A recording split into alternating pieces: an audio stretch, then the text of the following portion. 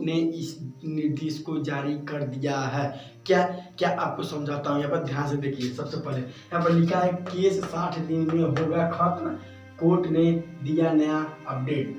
Court ने नए update दे दिए हैं सारे निचली अदालत को, और सारे थाने में भी इस चीज़ को दे दिया है कि जिसके नाम से जो भी केस रहेगा उनको 60 दिन में सॉल्यूशन कर दिया जाएगा और केस खत्म कर दी जाएगी। ये निर्देश कोर्ट ने जारी किया।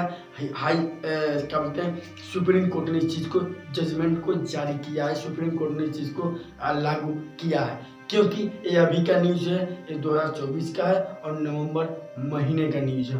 तो दोस्तों ये नवंबर महीना ही चल रहा है, नवंबर महीने का ही न्यूज़ है। तो दोस्तों आपको मैं बताने वाला हूँ कि कैसे उसका नियम का पालन करना है, किस पालन के अधिकार उसको केस को खत्म कर दिया जाएगा 60 दिन में, क्या तरीका इस वीडियो में बताता हूँ। अगर चैनल पर पहली बार आए हैं तो चैनल को सब्सक्राइब कर दीजिएगा और बेल आइकन नोटिफिकेशन को ऑल प्रेस कर दीजिएगा, ताकि मैं जो भी वीडियो डालूँ न्यू अपडेट आपके पास पहुंचता रहा है। तो चलते हैं इसको नियम को समझते हैं कि कैसे 60 दिन में हमारा केस जो चाहे जिस भी कैटेगरी से केस हो खत्म होगा, समझते हैं। आप ध्यान दीजिए। सबसे पहले नया नियम। दोस्तों यहाँ पे जो नया नियम है उस नए नियम के तरीके से, उस नए नियम के लागू होने से ही केस को खत्म कर दिया जाएगा। कैसे? यहाँ पर नया नियम जो बना है, नया नियम BNSS के तहत, BNSS के ये जो नया नियम है बना है BNSS के तहत। इसके तहत जो दो यहाँ पे धाराएं निकाली गई है, जो धारा यहाँ पे सेक्शन बनाया गया, जो सेक्शन है 250 और 262। 250 में ये बताता है कि अगर आपको झूठी केस में अगर फंसाया जा रहा है, आप बचने के लिए उस चीज़ को, इस सेक्शन को लगाते हैं तो उसको झूठा केस कहा जाएगा। और ये सुप्रीम कोर्ट से जो रहेगा, SC से रहेगा। तो अब इसके बगल में जो आता है कि अगर आपको कोई कह रहा है कि क्या बोलते हैं कि आप इस जुर्म को किए हैं, आप इस जुर्म को कबूल करें, अगर आप चाहते हैं बचने के लिए, कह रहे हैं कि मैंने इस जुर्म को नहीं किया क्योंकि मुझे हरासमेंट किया गया है, झूठ में मुझे फंसाया गया, मुझे हरासमेंट किया गया है, मुझको ज़्यादा परेशान किया गया, उस केस में इस 262 यानी 262 के जो मजिस्ट्रेट लेवल पे हो, यहाँ से आप उसको दंडित करा सकते हैं। इस केस में आप यहाँ से बरी हो सकते हैं, बच सकते हैं, इससे आपका कोई इफेक्ट नहीं पड़ने वाला है।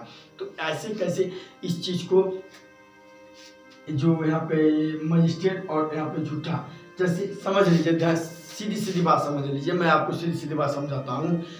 कहने का मतलब ये है कि मैंने कोई जुर्म किया नहीं है, मैंने कोई जुर्म किया नहीं है, लेकिन सामने वाला कह रहा है कि तुमने जुर्म किया है। तो जो मैं जुर्म नहीं किया हूँ, सामने वाला बोल रहा है कि जुर्म किया है, तो उसको जो मौके पे अधिकारी जाएगा, जांच पड़ताल करेगा। जांच पड़ताल करने के बाद अगर मुझे झूठा पाया गया, अगर मैं जुर्म किया हूँ, अगर मुझे गुनाहगार पाया गया, तो मुझको 250 जो है इसमें झूठे में मुझे फंस भी सकते हैं। लेकिन अगर मैं जुर्म नहीं किया हूँ तो मुझे ये लागू करवा दे, मैं इस सेक्शन से लागू करवा के मजिस्ट्रेट लेवल पे मैं उनके ऊपर केस करवा सकता हूँ। ये नियम आया है, जो नया नियम बना है। अब इसका नियम क्या है और बचेंगे कैसे, और कैसे इस केस से बरी होंगे, 60 दिन में केस कैसे खत्म होगा, वो भी तरीका आपको बताता हूँ। सबसे पहले ध्यान दीजिए, यहाँ पे नियम, नया नियम तो समझ गए, इतना चीज आप समझ गए।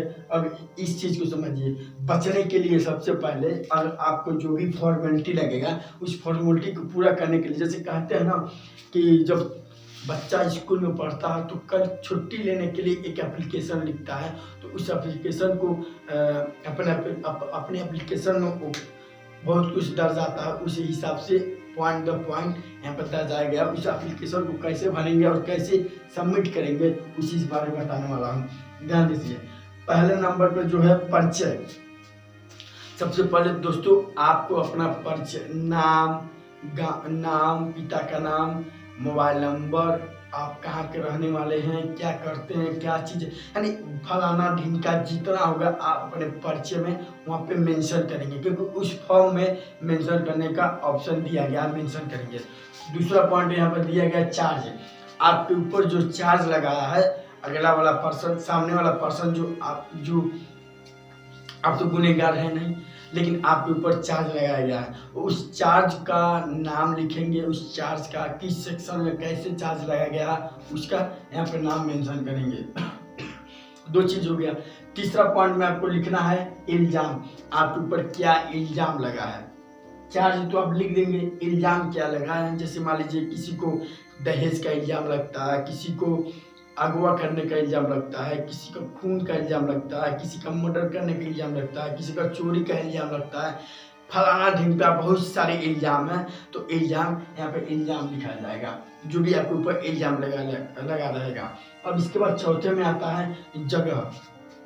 मान लीजिए अगर आप किसी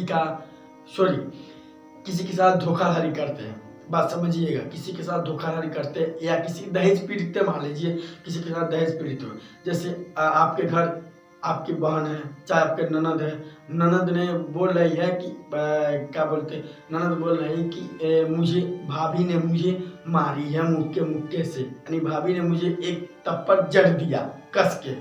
तो अब वहाँ पे इल्ज़ाम ये लग गया कि भाभी के ऊपर इल्ज़ाम ये लग गया कि भाभी ने मुझे अपने ननद को यानी थप्पड़ से जड़ दिया। तो वहाँ पे सर, यहाँ पे जो यहाँ पे जो भी कर्मचारी जाएगा पूछने के लिए, तो वो पूछेगा कि उस समय आपका, तो अगर केस झूठा निकला, जैसे कहने का मतलब है उसकी जो ननद है वो ननद 200-500 किलोमीटर दूर है और भाभी के ऊपर इल्ज़ाम लग गया, सास ने इल्ज़ाम लगा दिया है।